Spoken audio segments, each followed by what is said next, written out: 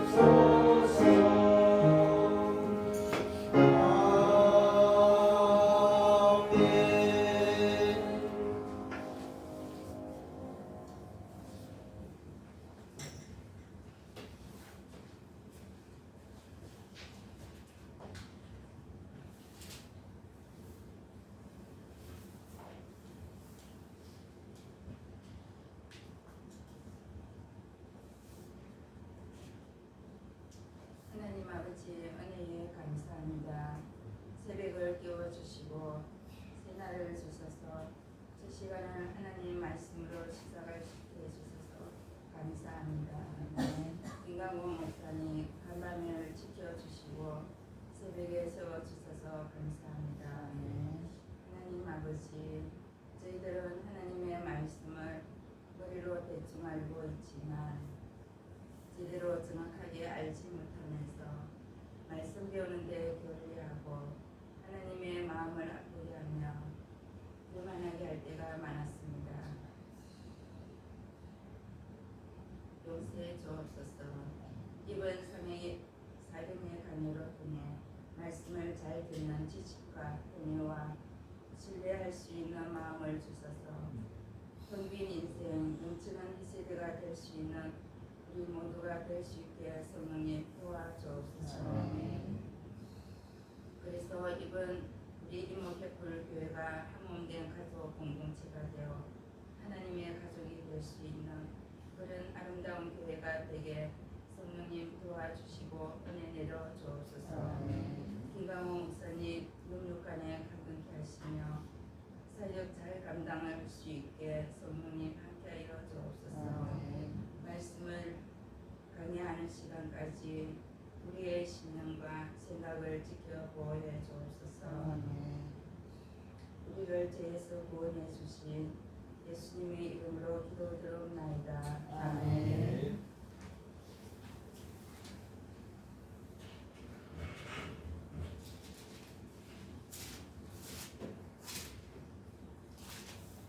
나무의 낫을 엘리멜렉의 친족으로 이렇게 한 자가 있으니 그의 이름은 보아스더라. 모압의 룻이 나오미에게 이르되 문하건대 내가 밭으로 가서 내가 누구에게 은혜를 입으며 그를 따라서 이삭을 주겠나이까 하니 나오미가 그에게 이르되 내 따라 갈지어다 하매 룻이 가서 베는 자를 따라 밭에서 이삭을 주는데 우연히 엘리멜렉의 친족 보아스에게 속한 밭에 이르렀더라. 마침 보아스가 베들레헴에서부터 와서 베는 자들에게 이르되 여호와께서 너희와 함께 하시기를 원하노라 하니 그들이 대답하되 여호와께서 당신에게 복 주시기를 원하나이다 합니다. 보아스가 베는 자들을 그늘인 사안에게 이르되 이는 누구의 소녀냐 하니 베는 자를 그늘인 사안이 대답하여 이르되 이는 나오미와 함께 모압 지방에서 돌아온 모압 소녀인데 그의 말이 나로 베는 자를 따라 가는 사이에서 이삭을 죽게 하소서 하였고 아침부터 와서는 잠시 집에서 쉰 외에 지금까지 계속하는 중입니다. 아멘.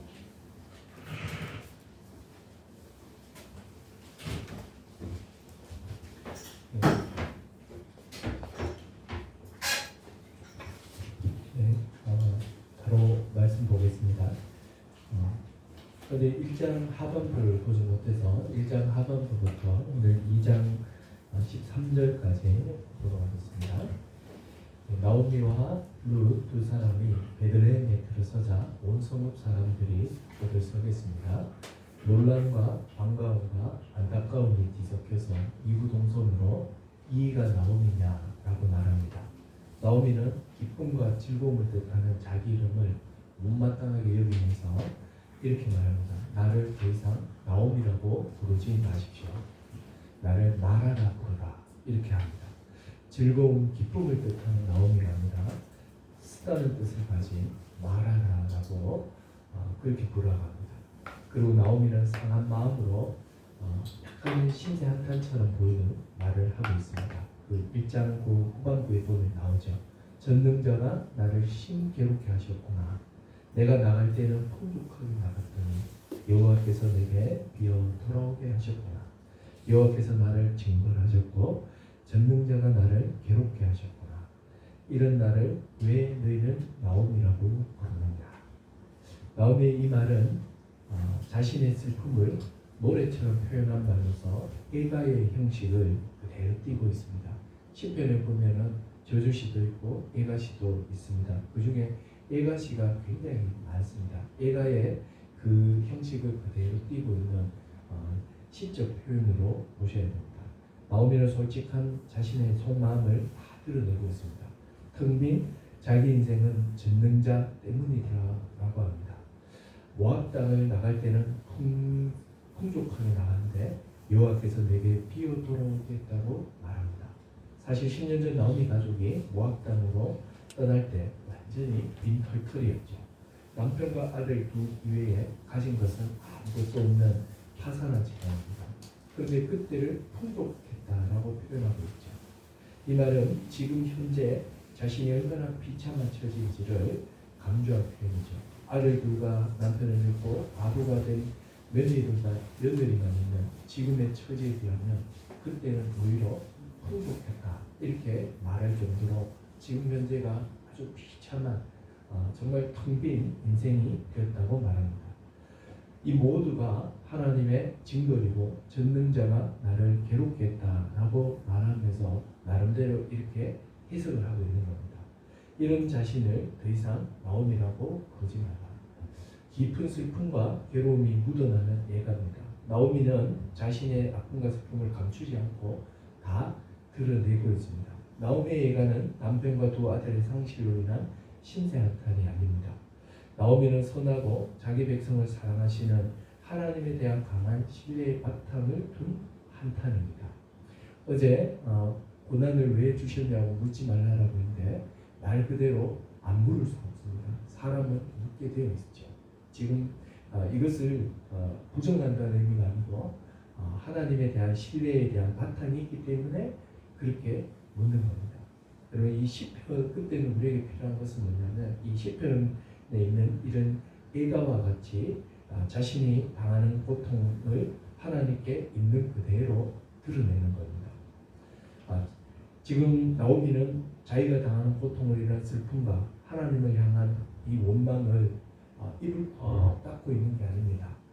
그대로 다 드러내고 있죠. 애가시의 끝은 언제나 하나님을 향한 기대와 희망으로 끝을 맺습니다. 여러분, 우리는 기도할 때 솔직해야 돼요.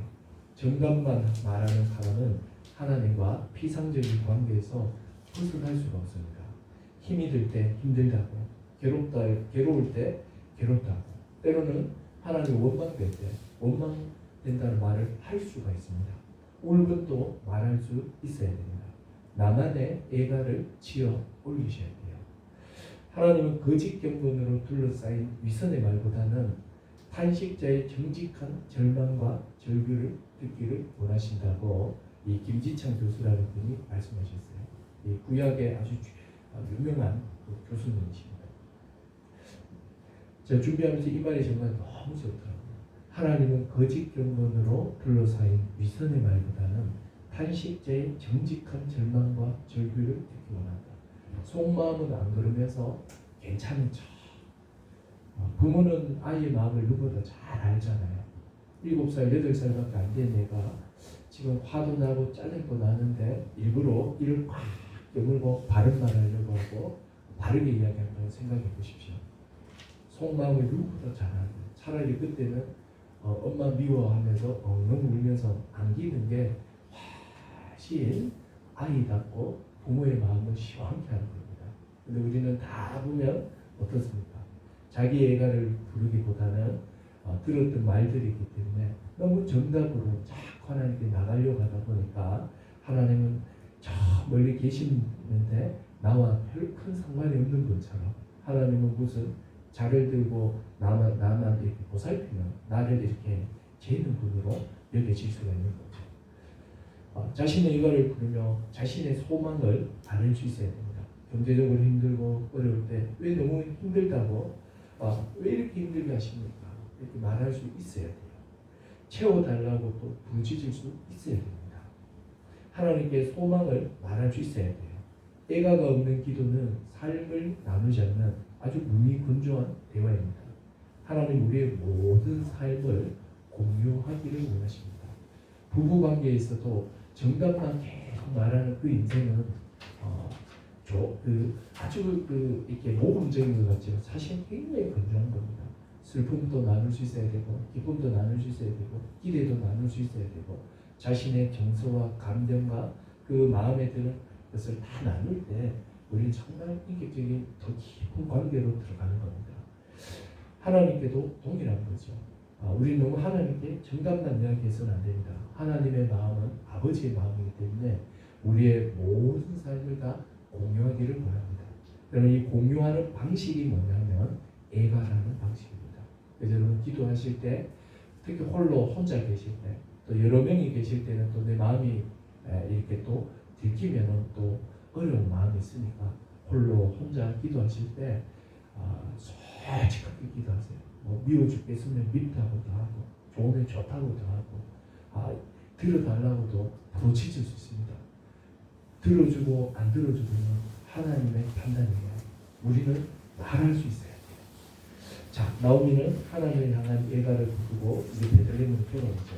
베들레헴으로 향한 이 발걸음은 하나님을 향한 소망이 반영되어 있습니다.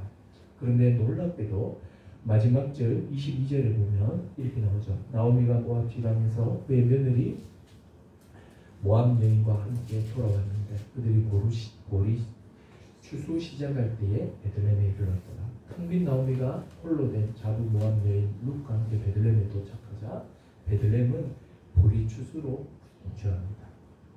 텅 빈 나무를 채우기 위한 무대가 어느새 마련되고 있습니다.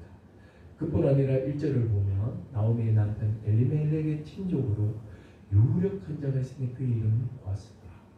자, 여러분 지금 두 가지 장치가 있죠. 하나는 실제적으로 지금 현재 먹을 거리가 없는 텅 빈 나오미 가족에게 채워줄 수 있는 딱 타이밍이 보리를 추수할 때예요. 보리가 끝나고 나면 바로 미리 추수가 됩니다. 그래서 추수 기간이 무려 7주나 돼요.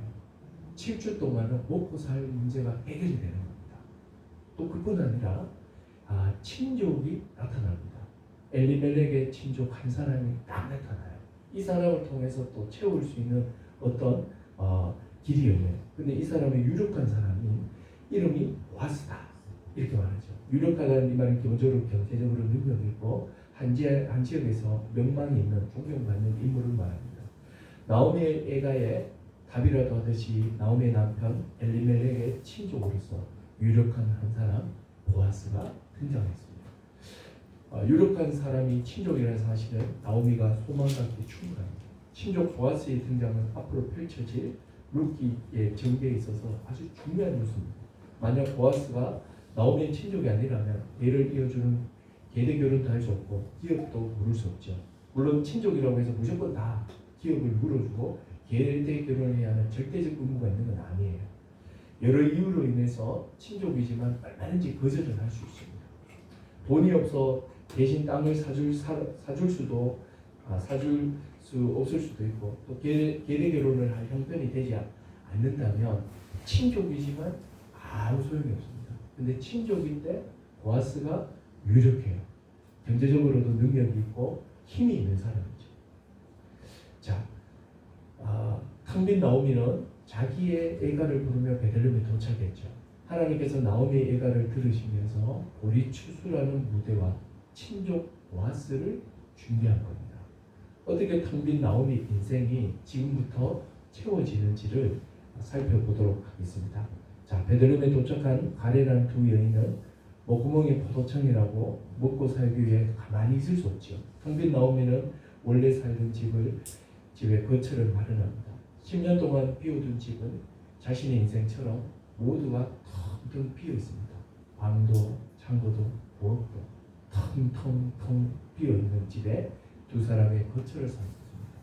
누구 하나 도와주는 사람이 없이 스스로 홀몸이 된 늙은 여인과 젊은 여인이 삶을 이어가야 됩니다. 여러분 생계라는 말이 생명, 삶을 이어간다는 거거든요. 이게 뭐 보통 문제가 아니죠. 하루하루 우리의 생명을 이어가는 것이 바로 생계지. 이 두 여인에게는 이 생계의 문제가 지금 생긴 거죠. 어머니의 텅 빈 인생을 채우리라는 좌우명을 가진 룻이 현실 앞에 주저하지 않고 벌떡 일어나 어머니에게 이렇게 말합니다. 2절에 보면 모압 여인 룻이 나오미에게 이르되 원하건대 내가 밭으로 가서 내가 누구에게 은혜를 입으며 그를 따라서 이삭을 죽겠습니까? 하니 나오미가 그에게 이르되 내 딸아 가르치거라. 쉽게 이야기하면 내가 밭에 나가서 이삭을 죽겠습니다. 누군가의 은혜를 입지 않겠습니까? 이렇게 말한 거죠. 모압 여인 룻이 이제 무작정 누군가의 밭으로 나갑니다. 이삭을 죽는다는 이 사실은 나오미와 룻의 경제 상태를 잘 말해주죠. 떨어진 이삭을 주어 하루하루 먹고 살 수밖에 없는 절대 빈곤의 상태입니다. 지금으로 말하면 든든한 평상 직장도 없고 뚜렷한 기술도 없고 있는 건 몸밖에 없는 겁니다. 그래서 새벽 용역으로 이리저리 배정을 받아 하루 벌어 하루를 먹는 그런 인생입니다. 룻은 어머니를 향한 헤세드를 실천합니다. 냉혹한 현실 앞에 주저앉아 한탄하지 않고 벌떡 일어나 자신이 할 수 있는 일을 최선을 다합니다. 룻은 힘없고 보호해줘야 할 것 같고 혼자 아무것도 못할 것 같은 그런 가냘픈 여인이 아닙니다. 척박한 땅을 읽을 줄 알고 암울한 현실에 굴복하지 않는 강한 의지를 가진 불굴의 여인입니다. 또한 현실의 어려움을 타개하기 위해서 적극적으로 행동하는 아주 용감하고 씩씩하고 한 그런 독립적인 여인입니다. 또한 보아스와 대화를 통해 알게 되겠지만 받은 은혜에 대해 감사할 줄도 알고 아는 겸손과 공손함을 가진 또한 순종적인 여인입니다. 성경에서 말하는 이 여인상을 한번 보십시오. 어떤 여인이 참 아름답고 매력 있는 여성이라고 말합니다. 잠언에 보면 잘 나와 있죠. 바로 현숙한 여인. 이 말은 유능한 여인이에요. 경제적으로나 모든 면에서 능력 있는 여인이 바로 현숙한 여인이에요. 지혜로우며 독립심과 생활력도 강하고 온유하면서 씩씩하고 쉽게 삐지지도 않고 대범하며 독립적인 그런 여인들이죠. 개척교회 사모님들이 다 이런 계열들이에요. 정말 훌륭하신 분들이에요. 오늘은 좀 여인들에 대한 상을 바꾸셔야 됩니다. 이 세상에는 보면 아름답고 아무것도 할 수 없는 막 그런 뭔가 보호해줘야 될 것 같은 이런 여인이 좀 이렇게 예쁘다라고 하는데 성경은 결국 그런 여인을 매력적이라고 하지 않죠. 오늘 룻을 한번 보십시오. 룻이 정말 씩씩합니다. 독립적이에요. 자신에게 주어진 삶을 스스로 개척해 나갈 줄 아는 그런 여인이 룻입니다. 모압 여인으로서 이삭주로 밭에 갑니다. 3, 4절에 보십시오. 룻이 가서 베는자를 따라 밭에서 이삭을 줍는데 우연히 엘리멜렉의 친족 보아스에게 속한 밭에 이르렀더라. 마침 보아스가 베들레헴에서부터 와서 베는자들에게 이르되 여호와께서 너희와 함께 하기를 원하노라니 그들이 대답하되 여호와께서 당신에게 복 주기를 원하나이다. 자, 이 룻기를 통해 고대 이스라엘의 이 추수하는 풍경을 약간 추측해 볼 수가 있습니다. 룻은 보리를 베는 자를 따라 이삭을 줍고 있습니다. 그리고 8절을 보시면 보아스가 룻에게 소녀들과 함께 있으라고 말합니다. 추수할 때 소년과 소녀가 함께 하고 있는 모습을 알 수 있습니다. 아마도 소년들은 보리를 베고 소녀들은 벤 보리를 단으로 묶는 작업을 했던 것 같습니다. 그래서 선남 선녀들이 울렁거리는 마음으로 서로를 훔쳐보기도 하고 소녀들이 들으란 듯이 자기 무용담을 큰 소리로 말하고 소녀들은 제잘제잘거리면서 수다에 연연이 없죠. 룻은 이 시끌벅적하고 이 낭만적인 추수가 한가운데로 들어갑니다. 모압 여인으로서 과부가 된 룻이 얼마나 큰 용기를 가져야 될까요? 룻은 오직 어머니를 봉양하겠다는 일념으로 비슷한 또래의 소년들과 소녀들 틈바구니에 끼어서 이삭을 줍고 있습니다. 그런데 우연히 시아버지 아비멜렉의 친족인 보아스의 밭에 이릅니다. 그때 또 마침 보아스가 베들레헴에서 추수가 한창인 자기 밭에 도착합니다. 룻과 보아스의 만남을 주목해 보십시오. 우연히, 마침 이 두 단어로 설명되고 있습니다. 우연은 당사자가 뜻하지 않게 일어나는 일을 말하죠. 룻은 보아스를 만날 계획이 전혀 없었습니다. 보아스의 존재조차 몰랐어요. 단지 룻은 시어머니 나오미를 배불릴 생각으로 이삭을 주우러 나갔을 뿐이에요. 아침부터 잠시 집에 들른 것 말고는 열심히 이삭을 주었습니다. 그때 마침 보아스가 추수하는 자기 밭에 오게 되어 룻과 만나게 된 거예요. 우연은 하나님의 섭리 중에 하나입니다. 하나님께서 우리에게 일어나는 여러 요일을 통해 자신의 뜻을 이루어갑니다. 하나님께서 룻에게 밭으로 가도록 마음을 주시고 동시에 보아스에게 룻이 있는 그 시간대에 나가도록 마음을 주셨다라고 생각하면 안 됩니다. 룻은 룻대로 보아스는 보아스대로 자기에게 주어진 일을 열심히 한 거예요. 룻이 이렇게 가만히 앉아 있는데 갑자기 막 가기 싫은데 하나님이 나가 이렇게 한 게 아니에요. 룻은 그냥 텅 빈 집에 와서 어머니를 이제 봉양해야 된다는 처음부터 그 마음을 갖고 있었잖아요. 그래서 정리정돈 다 하고 자기는 당연히 그냥 이삭을 주러 간 거예요. 갔는데 선남 선녀들이 제잘제잘거리고 있는데 자기도 마음이 얼마나 힘들었겠어요. 그래도 어머니를 봉양해야 된다. 이 생각으로 그 틈바구니 속에 들어가서 이렇게 이방인으로서 이삭을 막 주는 거예요. 잠깐 화장실 간 거 말고는 땀 뻘뻘 흘리면서 한 거예요. 룻의 마음에 누군가 보아스를 만나게 하겠지, 또 어떤 일이 일어나겠지, 누굴 전혀 기대가 없어요. 그냥 자기에게 주어진 삶을 열심히 땀 흘리며 갔던 거예요. 보아스는 보아스대로 추수 시기가 됐으니까 얼마나 밭이 많았겠습니까? 그냥 순서대로 밭을 돌아보면서 그 밭에 온 거예요. 마침과 우연이었습니다. 하나님께서 우연과 마침을 통해 우리를 섭리합니다. 만약 루시 신산천을 하면서 시어머니 나오미 함께 가만히 주저앉아 있었다면 어떤 일도 벌어지지 않습니다. 여러분, 우연히 마침은 가만히 있는 자들에게 해당되지가 않습니다. 자신이 처한 상황에서 할 수 있는 일을 찾아 앉은 자리를 박차고 일어서서 나갈 때 우연히 마침이 일어납니다. 저는 이 이목교회와 통합되는 과정을 제 목사님 통해서 다 들었어요. 또 개척 과정도 제가 다 들었습니다.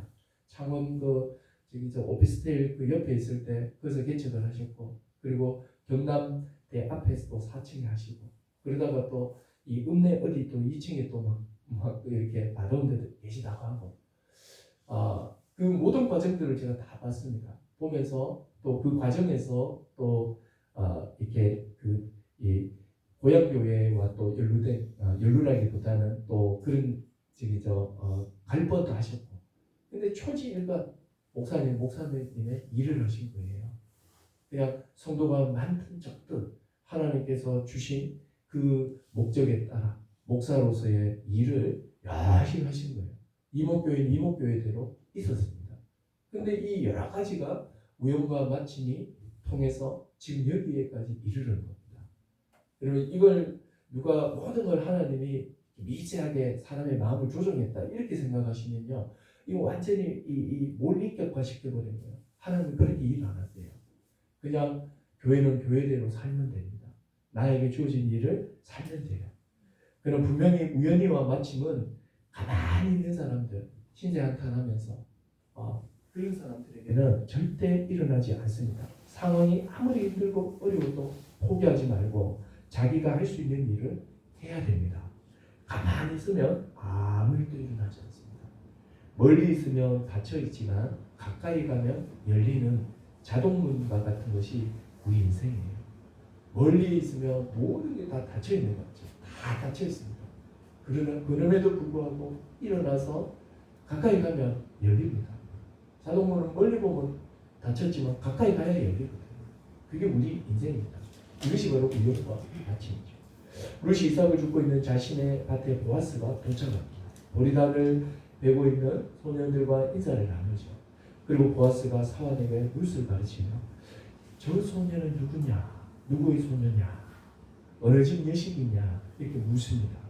그러자 보리를 베는 자들의 감독을 하는 사환이 말하죠. 이 여인은 나오미와 함께 모압 지방에서 도는 모압 소년이다. 모압 계속 강조하죠. 이 여인이 베는 자를 따라 단사에 이삭을 죽게 해달라고 요청을 해서 아침부터 잠깐 집에 화장실에 간 것 말고는 계속 죽고 있습니다. 사환을 통해 룻에 대한 이야기 들은 보아스가 이제 룻에게 말을 겁니다. 보아스와 룻의 최초의 대화입니다. 8, 9절 보십시오. 룻에게 이르되 내 딸아 들으라. 이삭을 주로 다른 밭까지 말며 여기서 떠나지 말고 나의 소녀들과 함께 있으라. 그들이 베는 밭을 보고 그들을 따르라. 내가 그 소년들에게 명령하여 너를 건들지 말라 하였느니라. 목이 마르면 그릇에 가서 소년들이 기름온 것을 마시라. 보아스가 룻을 딸이라고 부르죠. 룻과 보아스의 만남을 젊은 남녀의 로맨스로 생각하시면 안 됩니다. 그렇지만 보아스가 룻에게 왜냐 딸이라고 부르기 때문이죠. 나이 차가 많은 거죠. 또 나이 많은 사람이 훨씬 어린 사람을 따뜻하게 불러주는 칭이 뭐냐면 딸아예요. 그래서 아마 보아스는 40대 이상이었을 것 같고 룻은 10대인 거죠. 거의 한 세대가 차이 납니다. 젊은 과부와 돈 많고 나이 많은 또 사람의 또 사랑 이야기는 절대 그렇지 않습니다. 만약 그렇게 성경을 풀어낸다면 완전히 잘못 이해하고 있죠. 두 사람의 대화를 보면 남녀의 사랑이 아니라 헤세드가 넘쳐나고 있습니다. 보아스는 룻에게 아주 파격적인 제안을 하거든요. 이삭을 주로 다른 밭으로 가지 말고 추수가 끝날 때까지 보리단을 묶는 소녀들과 함께 있으라고 합니다. 보리를 베는 소년들을 따라다니면서 죽으라고 하죠. 소년들에게 명령하기는 또 룻을 건드리지 말라고 합니다. 막 또 이렇게 희롱할 수도 있고 건드릴 수도 있잖아요. 딱 보호를 딱 해주는 거예요. 또 목이 마르면 언제든지 그 귀한 물을 소년들이 길러온 물을 마시라고 합니다. 룻에게 베푸는 보아스의 후기는 파격 그 자체입니다. 율법에는 밭에서 추수를 할 때 이스라엘 안에 있는 사회적 약자를 위해 남겨두도록 명령하셨습니다. 하나님께서 애굽에서 이스라엘을 이렇게 구원해내시고 다 땅 한 편 없는 노예들이었잖아요. 노예였던 이스라엘에게 가나안 땅을 공짜로 집안별로 다 제비 부어서 나눠주셨습니다. 그리고는 하나님께서 어떻게 말씀하셨냐면 전쟁이나 기근이나 여러 가지 이유로 인해서 하나님의 백성들 중에 가난한 자가 발생할 수 있습니다. 대표적으로 고아나 과부나 이방입니다. 이런 사람들은 경제적인 보호막이 없기 때문에 사회적으로 돌보지 않는다면 하나님이 다스리고 하나님이 다스림을 받는 하나님의 백성 속에 가난한 자가 발생하는 거죠. 이거 굉장한 아이러니인 거죠. 전능하신 하나님이 다스리는데 가난한 자가 생깁니다. 이거 말이 안 되는 겁니다. 그래서 하나님께서는 율법 곳곳에 이런 가난한 자를 구제할 수 있는 몇 가지 율법을 주셨습니다. 그 중에 하나가 레위 19장 9절 10절이에요. 레위 19장 9절 10절에 보면 너희가 너희의 땅에서 곡식을 거둘 때 너희는 반목퉁이까지 다 거두지 말고 떨어진 이삭도 줍지 마라. 포도원의 열매도 다 따지 말고 포도원에 떨어진 열매도 줍지 마라. 가난한 사람과 거류민을 위하여 거려두라. 나는 너희의 하나님 여호와다. 두 가지 주요 작물이 있죠. 하나가 곡식이고 하나가 포도예요. 둘 다 추수 때가 되면 이 곡식은 밭이 이렇게 해서 가장자리를 의도적으로 베지 말고 놔둬야 됩니다. 이건 다 가난한 자예요. 그리고 이렇게 묵다가 보면 떨어지는 이삭이 있죠. 그것도 주우면 안 돼요. 포도도 마찬가지입니다. 포도도 막 이 까치바리가 다 따면 안 돼요. 남겨놔야 돼요. 꼭대기에 떨어진 거 남겨놔야 돼요. 근데 참 이 율법에 보면 얼만큼 해야 되는지는 없습니다. 이거는 다 인내에 기초한 거예요. 여호와 하나님의 백성이요 우리가 같은 공동체 같은 가족이라는 이 인내에 근거하여서 하는 말이에요. 그래서 인내가 없는 사람들은 보통에 몇 개만 듬성듬성 나눠버릴 수도 있죠. 그리고 또 막 채찍 들고 다니면서 이 죽는 소녀들한테 이삭이 하나도 떨어지지 않도록 모조리 싹 주어라 이렇게 말할 수도 있는 거예요. 그래서 하나님이 주신 것은 명령을 이렇게 주셨지만 행하는 사람의 헤세드가 없으면 절대 못 행하는 거죠. 자, 그리고 또 신명기 24장 19, 21절에 보면 이런 말씀이 있어요. 너가 밭에서 곡식을 벨 때에 그 한 뭇을 밭에 잊어버렸으면 다시 가져오지 말고 나그네와 고아와 과부를 위하여 남겨두라. 그리고 내 하나님 여호와께서 내 손으로 하는 모든 일을 복을 누리시리라. 내가 내 감람나무를 떤 후에도 그 가지를 다시 살피지 말고 남은 것은 객과 고아를 위하여 남겨두며 내가 포도원에 포도를 딴 후에 그 남은 것을 다시 따지 말고 객과 고아와 과부를 남겨두라. 아까 레위기였고 지금은 신명기죠. 비슷한 말씀이에요. 레위기는 출애굽 1세들한테 준 거고 신명기는 2세대들한테 주신 말씀이에요. 조금 더 자세히 풀어서 주시는 거죠. 그러면 하나님의 의지가 확인되는 거예요. 하나님은 1세대뿐 아니라 2세대뿐 아니라 모든 이스라엘의 전 세대가 다 하나님의 이 뜻을 가지고서 어떻게 해야 되는 거예요? 이 헤세드를 실현하고 실천해야 되는 겁니다. 잊어버린 곡식단을 다시 가져오면 안 된다. 왜? 나그네와 고아와 과부의 살인 약자예요. 하나님께서 고아와 과부와 객이 생계를 이어갈 수 있도록 남겨두라고 강력하게 명령하시는 거죠. 근데 보아스는 이삭 죽기 명령 이상을 지금 베풀고 있는 거예요. 사실 이삭 죽기 명령은 마음이 없으면 금방 말한 것처럼 실천할 수 없죠. 모퉁이에 어느 정도 남겨둬야 되는지 또 단을 묶을 때 마음만 먹으면 떨어지지 않게 떨어진 이삭이 없게도 할 수 있죠. 또 감람나무를 떨 때도 세차게 흔들어서 멈추지 않고 계속 모수를 다 닦아버릴 수 있습니다. 뭐 욕심이 많으면 나무가 계속 흔들리겠죠. 욕심 없는지 두 번 흔들고 말겠죠. 다 헤세드에 근거하는 거예요. 얼마든지 추수를 극대화할 수 있습니다. 사회적 약자에 대한 헤세드가 없습니다. 지킬 수 없는 법이 이삭 죽기에 관한 법입니다. 근데 보아스는 이 율법 이상의 것을 하는 거예요. 자기 밭을 떠나지 않게 합니다. 빨리 갔으면 좋겠다. 그런데 계속 있으라고 합니다. 통상적으로 추수가 끝난 뒤 이삭을 줍는데 추수 중에 소년들을 따라다니면서 이삭을 주우라고 합니다. 뭐냐면 이삭을 줄 때는 추수가 다 끝나고 어떻게 해야 돼요? 주워야 돼요. 다 묻고 난 다음에 떨어지는 거예요. 근데 지금 뭐라고 말하는 베는 사이에 막 이렇게 베고 또 묻고 이러는 사이에 떨어진 게 있으면 얼마나 걸리적거리겠습니까? 근데 그걸 지금 허용을 하고 있는 거죠. 또 못 건드리게 해요. 모함 여인이고 그러니까 또 이 소년들 중에 별난 애들은 또 얼마나 또 희롱을 할 수 있겠어요. 또 희롱을 못하도록 다 들리게 건드리지 마라. 딱 또 명령까지 해요. 물도 뜨게 하는 거죠. 엄청난 후회입니다. 그래서 이방 여인 루시 이렇게 말합니다. 나는 이방 여인인데 당신이 어찌하여 내게 은혜를 베푸고 나를 돌보십니까? 감사합니다. 은혜에 대해 감사할 줄 아는 여인이죠. 여러분 받은 은혜에 대해서요 우리나라 사람들은 경량이 몰아봤습니다. 그러니까 하나님께 우리가 어떤 걸 받을 때 잘 감사하죠. 근데 보십시오. 하나님께서 우리에게 뭔가를 채우고 뭔가를 주실 때는 하늘에서 뚝 떨어지는 게 아니에요. 사람의 손을 통해서 주시거든요. 부모를 통해서 자녀를 양육하듯이 우리 하나님의 백성이 우리를 양육하고 또 우리를 먹이고 입히실 때는 누군가의 손을 통해서 하는 거예요. 남편의 손을 통해, 아내의 손을 통해, 때로는 자매의 손을 통해, 이웃의 손을 통해서 우리에게 먹을 거 준다. 그럴 때는 1차적으로는 마음으로는 하나님께 감사합니다죠. 그리고 2차적으로는 우리가 입으로 표현할 때는 그 손에 그 하나님의 손에 수단이 된 사람들한테 어떻게 해야 돼요? 감사를 표현해야 돼요. 만약에 루시 유대인이 한국 사람이었으면 이렇게 돼요. 괜찮습니다. 괜찮습니다. 어디에 괜찮습니다. 괜찮습니다. 계속 괜찮다고 했을 거예요. 유교 문화에 정말 이게 진짜 없어져야 될 문화 중에 하나가 교회 안에서 세상에서는 좀 겸장을 떨면서 하셔야 돼요. 왜? 세상의 룰이기 때문에. 근데 교회 안에서는요, 이 겸장의 문화가 정말 때로는 겸손한 게 아니고 굉장히 위선적이고 이중적이에요. 배가 고프잖아요. 한 그릇 먹었죠. 고프잖아요. 더 드세요. 그럼 일단 괜찮다고 하죠. 외국은 싹 치울 겁니다.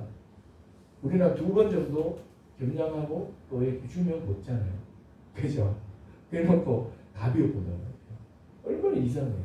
그냥 더 드시려고 감사합니다. 안 그래도 배가 고팠는데 감사합니다 하고 먹으면 되잖아요. 또 누가 선물을 해주잖아요.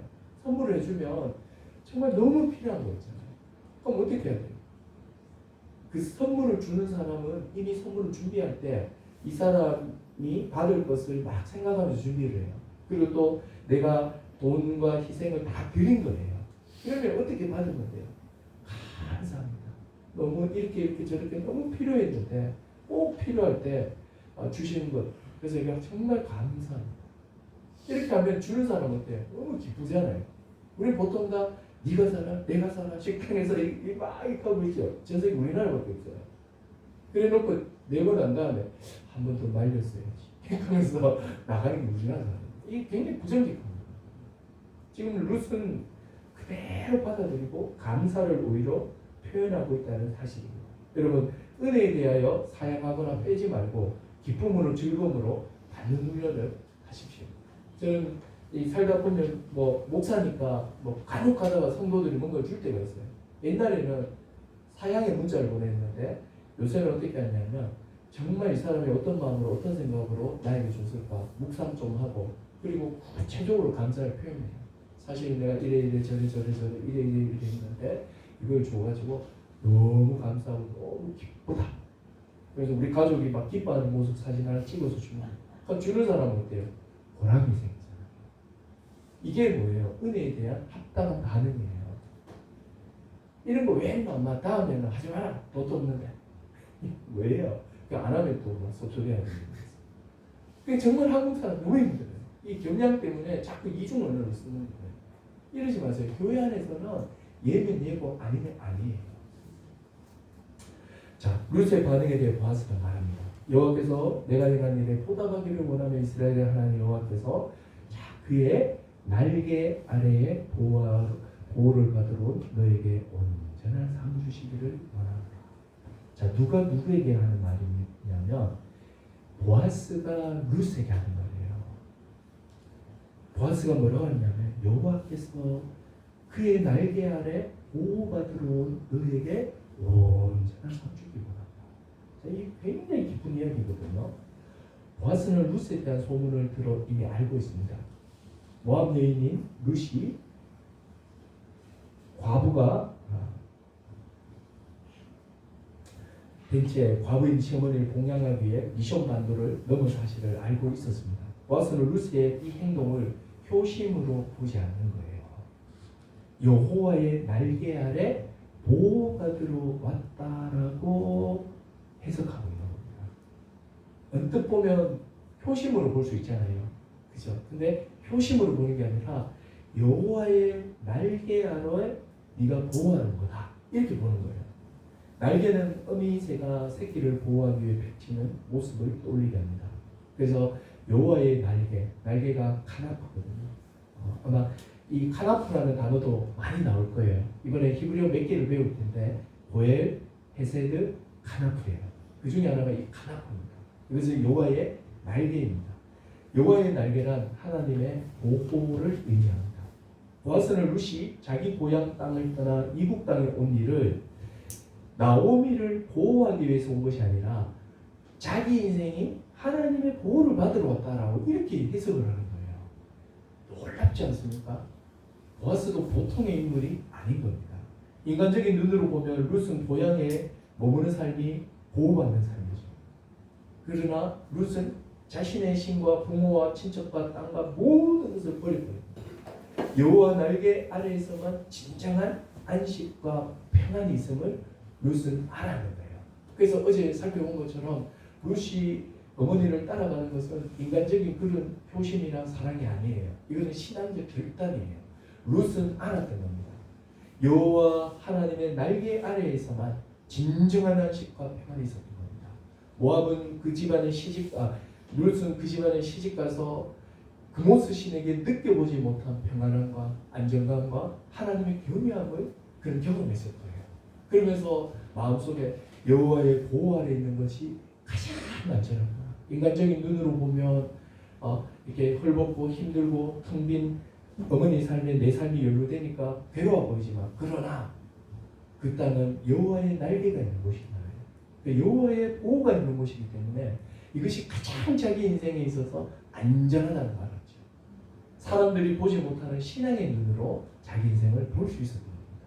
그래서 근데 놀라운 건 보아스가 룻의 이 행동을 정확하게 이해하고 있는 거죠. 단순히 네가 어머니를 모시기로 온 아주 효심이 갸륵한 여인이구나 이렇게 말 안 하는 거예요. 오히려 여호와의 보호를 받으러 여호와의 카나프 아래 왔구나 이렇게 말합니다. 여호와의 날개 아래 보호받으러 온 룻에게 하나님께서 너에게 상 주기를 원한다. 하나님께서 너의 그 마음을 다 알고 계시고 그래서 여호와의 카나프가 너에게 쫙 펼쳐져서 너에게 상 주기를 원한다. 이렇게 말합니다. 그러자 룻이 이 말을 듣고 이렇게 말합니다. 13절 보십시오. 룻이 이르되 내 주여 내가 당신께 은혜 있기를 원하나이다. 나는 당신의 한해 중에 하나와도 같이 못하오나 당신이 이 한해를 위로하시고 마음을 기쁘게 하는 말씀을 하셨습니다. 룻과 보아스의 아름다운 만남이죠. 룻은 이 이야기를 다 듣고 나니까 자기의 어쩌면 이제 자기의 결심, 결단 이걸 정확하게 깨뜨려 보고 이야기를 하는 거거든요. 그래서 막 기뻐하면서 이런 대답을 합니다. 자, 룻은 어머니를 이제 몇 가지 교훈을 하고 마무리하는데요. 룻과 보아스의 오늘 제가 아름다운 만남을 말씀을 드렸습니다. 한 가지 은혜가 있어요. 룻은 보십시오. 어머님을 채우겠다는 일념으로 이방 여인으로서 선남선녀가 있는 그 추수밭으로 나아갔습니다. 이삭 줍기는 누군가의 은혜를 잊지 않으면 할 수 없는 일이죠. 그래서 룻이 2장 2절에서 내가 누구에게 은혜 입으면 그를 따라 이삭 줍겠다고 합니다. 왜 은혜가 필요한지 알겠죠? 밤마다 이삭의 양이 다른 거예요. 헤세드라는 그 은혜가 넘치는 주인의 밭을 가면 이삭이 나는 거고 없으면 헤세드가 없으면 없는 거예요. 그래서 은혜에 기대어 나간 겁니다. 그래서 룻이 2장 2절에 누군가의 은혜를 입으면 이렇게 말하는 거죠. 또한 보아스의 환대에 감사하면서 나는 이방인 여인인데 어찌하여 내게 은혜를 베푸시며 나를 돌봅니까? 라고 말합니다. 그리고 금방 읽은 13절에도 보아스의 넘치는 은혜에 대해서 다시 한번 당신께 은혜를 입었다 그러면서 루스의 입을 통해서 3번이나 은혜가 반복되고 있는 거예요. 은혜, 은혜, 은혜. 룻은 은혜 없이는 삶을 이어갈 수 없는 상황이에요. 은혜 없이는 살 수 없는 인생이 바로 룻과 나오미였습니다. 나오미는 룻의 은혜로, 룻은 또 다른 누군가의 은혜로 살아갑니다. 이삭 죽기는 은혜로 살아갈 수 있는 사회적 시스템이었습니다. 하나님은 모든 이스라엘 백성이 은혜로 서로를 채워주기를 원합니다. 서로 은혜를 베푸고 서로 감사하며 살아가는 이 모습, 이것이 하나님이 원하는 이스라엘의 모습입니다. 그리고 여기서 능력주의라는 게 미국은 물론 우리나라도 완전 강타해 버렸습니다. 그리고 이 능력을 중시하는 것은 좋아요. 그러나 이것이 능력주의가 되면 안 되거든요. 오늘 이 시대 이 땅을 한번 살펴보십시오. 능력 있는 사람이 위로 올라가고, 능력 있는 사람이 사회적 지위를 누리고, 능력 있는 사람이 갖는 것이 정당하다라고 이야기를 합니다. 여러분, 한 번만 더 생각해 보십시오. 우리 사회에서 인정되고 있는 능력, 좋아요. 공부 열심히 해가 의대에 들어갔습니다. 그래서 자기가 좋은 의사가 되고 사회적 지위를 얻었어요. 그러면 그 얻은 사람은 이렇게 생각합니다. 내가 공부 열심히 했고, 내가 능력이 있어서 내가 얻은 거기 때문에 나는 합당해. 이렇게 생각하면서 잘 먹고 잘 살아갑니다. 그러면서 돈 되는 과로 또 들어가죠. 피부과나 안과로 가죠. 그러나 진짜 보람을 느끼게 하고 진짜 필요한 생명과 직접적 연관된 그런 또 외상센터라든지 또 심장계열이라든지 또 뭐 산부인과는 이런 데 딱히 필요 없죠. 근데 누구 하나 말할 수가 없죠. 왜요? 자기 능력에 따라서 다 가는 거니까. 근데 여러분 한번 생각해 보십시오. 능력이라는 게 정말 공정한 게 맞습니까? 그 아이가 정말 자기가 나오미처럼 빈털터리가 되어서 자기가 하루하루 생계 해결하면서 자기가 돈 벌어서 학원 가가지고 그렇게 해가지고 능력을 갖춘 게 맞나요? 부모로부터 유전적인 것도 받았죠. 또 좋은 부모가 좋은 환경을 제공해줬죠. 공부만 할 수 있도록 도와줬죠. 물론 공부는 자기가 했죠. 그렇지만 자기가 그런 능력을 갖게 된 것은 그 자기가 갖고 있는 것만으로 이루어진 게 아니란 말이에요. 이것은 다 부모나 또 사회적인 어떤 많은 그 주변의 도움에 의해서 만들어진 거예요. 그래서 그게 어떻게 공정한 거냐 말이에요. 지금 우리나라 물론이고 자본주의가 발달한 사회에서는요, 다 이게 능력주의가 판을 칩니다. 그래서 요즘에 20대, 30대들의 가장 큰 특징 중에 하나가 장점은 아주 합리적이고 또 객관적이라는 거거든요. 그래서 대화가 돼요. 논리적으로 말하면. 근데 한 가지 문제는 뭐냐면 권리는 주장하는데 의무와 책임이 현저히 약합니다. 그러면서 심지어 결혼을 해가지고 요즘은 부부가 따로 이 돈을 다 관리합니다. 그 공동 통장을 하나 만들어가지고 여기에다가 돈을 넣는 거예요.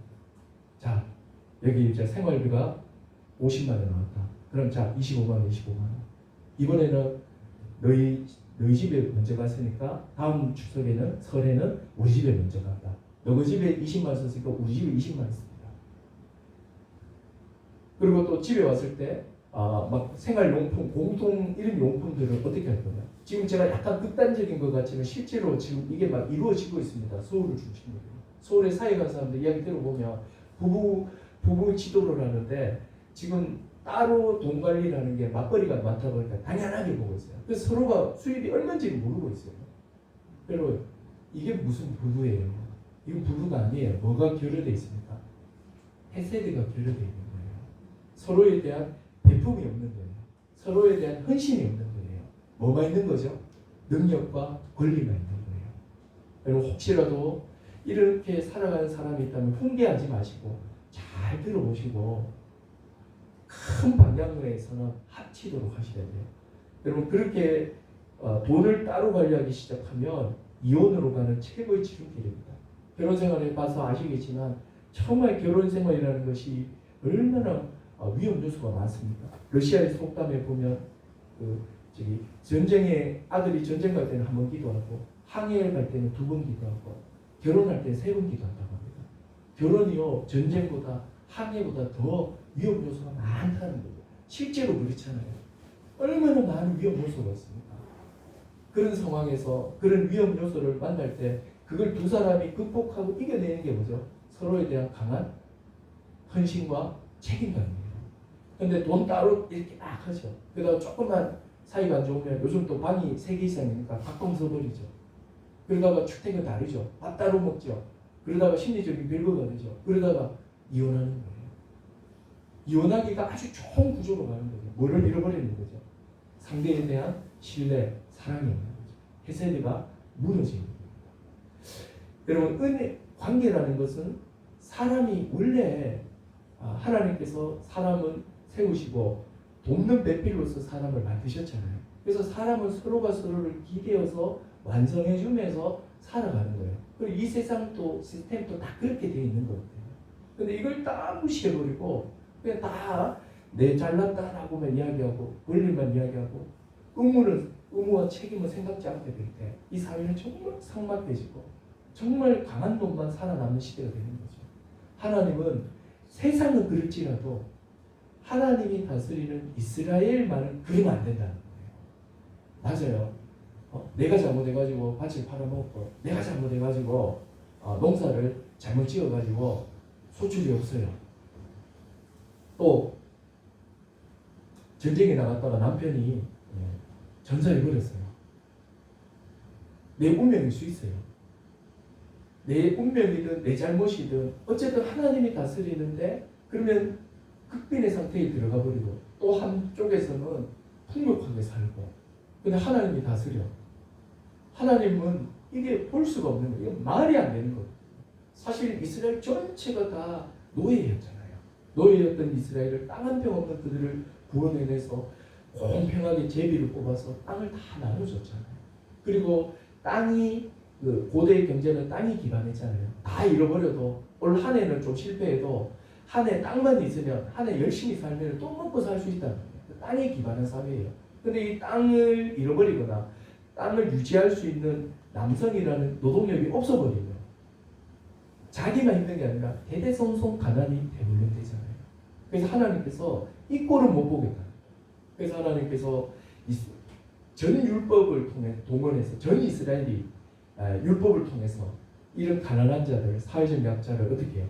돌보게 만드신 거예요. 그래서 이 법이 실현되는 방식은 뭐냐면 제도화하지 않았던 거예요. 그냥 방향만 딱 이야기해 놓은 거죠. 다 베지 마라, 남겨두라. 그리고 이 법이 작동되는 원리는 뭐냐면 헤세드예요. 헤세드가 작동되는 원리거든요. 보아스는 바로 이 율법이 명하는 것 이상의 즉 은혜와 헤세드를 베풀고 있는 거죠. 보아스는 이렇게까지 안 해도 되는 사람이에요. 룻을 보호하고 이삭을 충분히 죽도록 배려하고 목도 축이게 합니다. 지금 보아스는 이 율법에 담겨있는 하나님의 뜻을 정확하게 알고 있었거든요. 그리고 그것을 베풀 수 있는 그 실행할 수 있는 인애가 넘치는 사람이에요. 그래서 이 룻과 나오미가 인애가 넘치는 사람에 의해서 어떻게 채워지는 거예요. 여러분 저는 교회가 무엇이냐? 여러분 교회는 예수 그리스도의 십자가 은혜로 구원을 받았죠. 넘치는 은혜이며 넘치는 사람들입니다. 우리는 한시도 주의 은혜 없이는 살 수 없는 자들이죠. 매일매일 주시는 은혜로 살아가야 합니다. 은혜를 받은 사람은 다른 사람을 향하여 이 은혜를 베풀어야 돼요. 자신의 수입에는 반드시 떨어진 이삭이 포함되어 있습니다. 고아와 과부와 객을 위한 이삭이 있다는 사실을 기억해야 됩니다. 매일매일 주어지는 24시간 안에도 역시 약자를 위한 이삭이 포함되어 있다고요. 오늘 눈 뜨면 24시간 주어졌다고 이게 다 내 시간이 아니에요. 내가 열심히 일해서 월급을 받으면 그 월급이 다 내가 열심히 일한 대가 다 내 것이 아닙니다. 그곳에는 다 이삭이 다 포함되어 있습니다. 여러분 이게 헌금이죠. 11조도 있고 성교도 있고 또 뭐 이렇게 감사도 있죠. 이 헌금에 교회에서 여러분들이 드리는 교회의 헌금의 기본 성격은 다 뭐냐면 구제입니다. 구제. 구제라는 것이 이렇게 가난한 사람의 돈 몇 푼을 주는 것이 구제가 아니고요. 구제는 교회 밖의 사람들한테 하는 게 아니에요. 구제는 교회 안에서 일차적으로 하는 거예요. 무슨 말입니까? 구제는 교회 안에 있는 가난을 정복하는 것, 가난을 해결하는 것이 구제예요. 그래서 교회 안에는 이 결핍이란 가난 속에 이상이 있거든요. 경제적으로 가난한 사람도 있을 수 있고 정서적으로 가난한 사람도 있을 수 있어요. 그럼 교회는 구제를 통해서 어떻게 해야 돼요? 사람들에게 균등하게 혜택을 나눠주는 거예요. 그래서 많이 번 자는 많이 내고 적게 번 자는 적게 내고 그렇게 내어가지고 그 돈을 가지고 어떻게 합니까? 예배당도 사고 고치고 그렇지만 많이 내나 적게 내나 할 것 없이 모든 사람들이 다 공평하게 예배당을 쓰잖아요. 아, 당신은 헌금 많이 내니까 당신이 원하는 자리에 앉으시고 당신은 좀 적게 내서 저 제일 추운 문간방에 앉으시고 이렇게 안 한단 말이에요. 적은 자나 많이 낸 자는 다 돈은 같이 내고 돈을 내고 그 돈을 똑같이 혜택을 베풀어 버리죠. 지금 사실 어떤 의미에서 최소한의 수준에서 이미 교회는 이런 이삭 죽기에 의존해서 교회가 운영되고 있는 거예요. 그렇다면 여러분 생각해 보셔야 돼요. 그럼 우리가 정말 한 몸이며 가족이라고 했을 때 교회에 어떤 일이 벌어졌을 때는 우리가 생각할 수 있는 거예요. 근데 그것은 막 이렇게 정할 수가 없어요.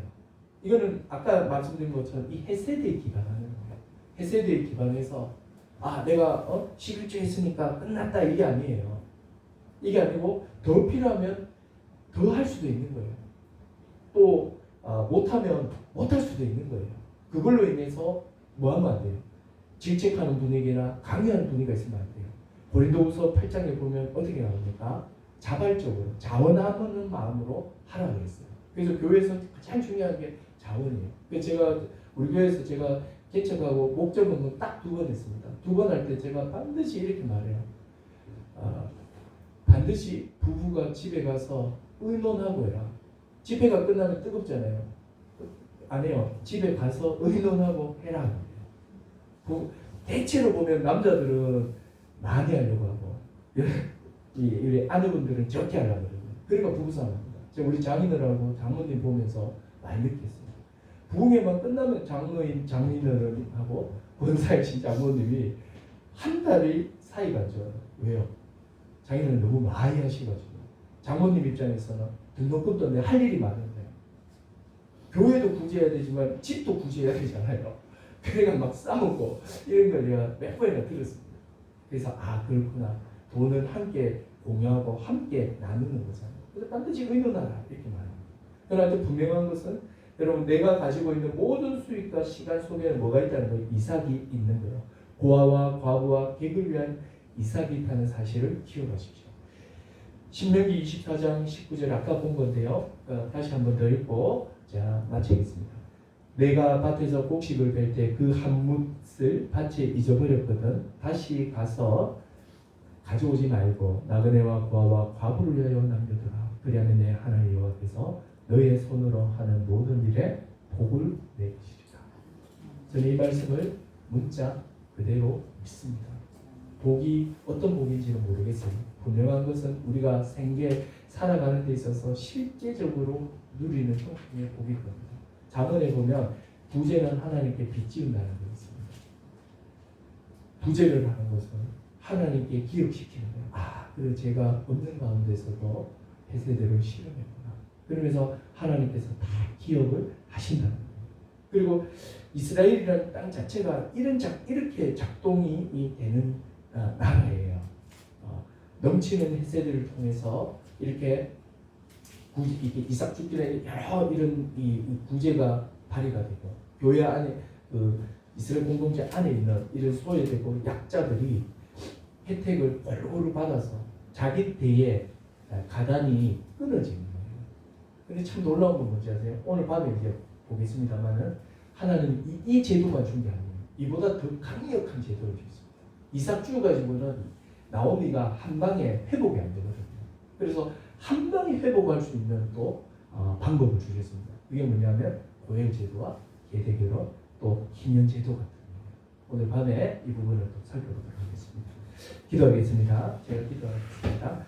하나님 아버지, 오늘 보아스와 또 룻의 아름다운 만남을 통해서 하나님께서 어떻게 자기 백성을 돌보시며 텅 빈 인생을